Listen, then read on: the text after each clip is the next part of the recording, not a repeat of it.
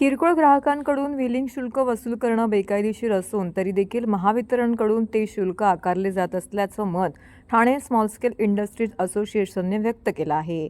त्यातही हे शुल्क रद्द करण्यासाठी न्यायालयात लढा सुरू असल्याची माहिती मंगळवारी घेण्यात आलेल्या पत्रकार परिषदेमध्ये देण्यात आली। या पत्रकार परिषदेला भावेश मारू, निनाद जयवंत, मंदार भट, समीर शिरोडकर, सुनील कुलकर्णी, एकनाथ सोनावणे इत्यादी पदाधिकारी उपस्थित होते। वीज नियामक आयोगाने नुकतेच वीज दराबाबत सविस्तर आदेश पारित केले आहेत। यावरून असं दिसतं की उच्च दाब गटातील औद्योगिक ग्राहकांचे सरासरी वीज दर थोड्याफार प्रमाणामध्ये वजा 15% तसेच कमी दाब गटातील ग्राहकांसाठी जवळजवळ वजा 11% तसेच वाणिज्य गटातील ग्राहकांचे वीज दर थोडेसे कमी होण्याची शक्यता नाकारता येत नाही, परंतु हे पुढील महिन्यामध्ये प्रत्यक्ष बिल हातात आल्यावरच समजणार असल्याचं यावेळी सांगण्यात आलं। वीज कायदा 2003च्या धोरणाअंतर्गत केवळ ओपन ॲक्सेस ग्राहकांकडूनच व्हीलिंग शुल्क वसूल करणं कायदेशीर आहे।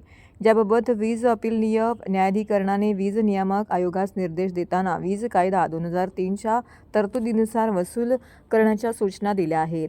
तरीसुद्धा महाराष्ट्र वीज नियामक आयोगाने आपल्या आदेशात यापूर्वी कुठेही किरकोळ ग्राहकांकडून वाहन शुल्क वसूल करण्याबाबत स्पष्टता केली नसताना वितरण कंपनी किरकोळ ग्राहकांकडून वाहन शुल्क वसूल करत असल्याचं यावेळी सांगण्यात आलेलं आहे। मानस सचिव Thane small scale industries association ठाण्यातली ही 50 वर्ष जुनी संस्था आहे आणि या वर्षी आमचा 50वा वर्ष आगमन आहे। काय सुवर्ण वर्ष काय विषय आहे आजचा हा विषय आहे जो बिलिंग चार्जेस बद्दल आहे। जे गैरकायदेशीर चार्ज होत आहे आपल्या कंझ्युमर कडनं, सामान्य ॲज वेल एज इंडस्ट्रीज, कमर्शियल कोणीही असो, अख्ख्या महाराष्ट्रात सर्वांच्या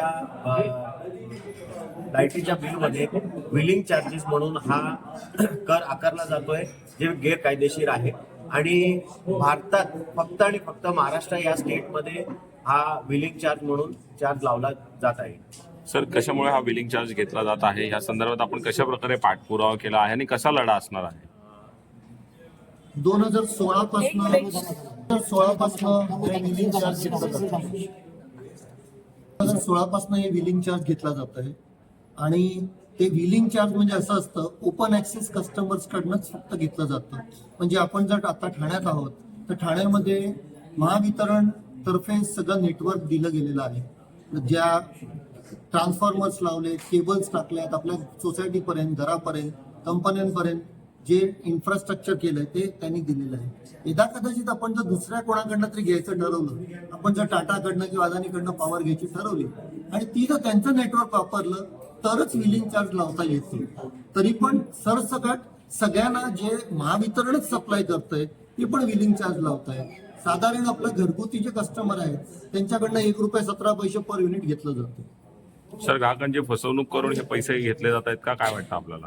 हे कायदेशीररित्या अयोग्य आहे, एवढंच आमचं म्हणणं आहे की त्यांना तशी परमिशन मिळालेली नाही।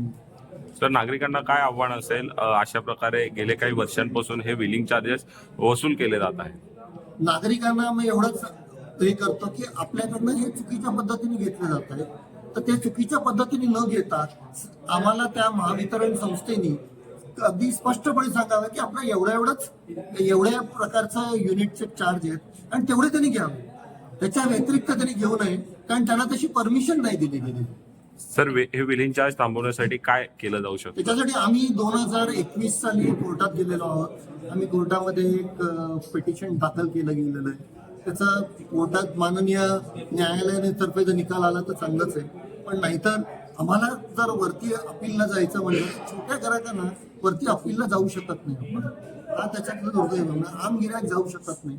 आमचं आव्हान आहे या सगळ्या संस्थांना की त्यांनी काही चार्जेस लावू नये आणि ते आमच्याकडनं गैररित्या वसूल करू नये। सर, या संदर्भात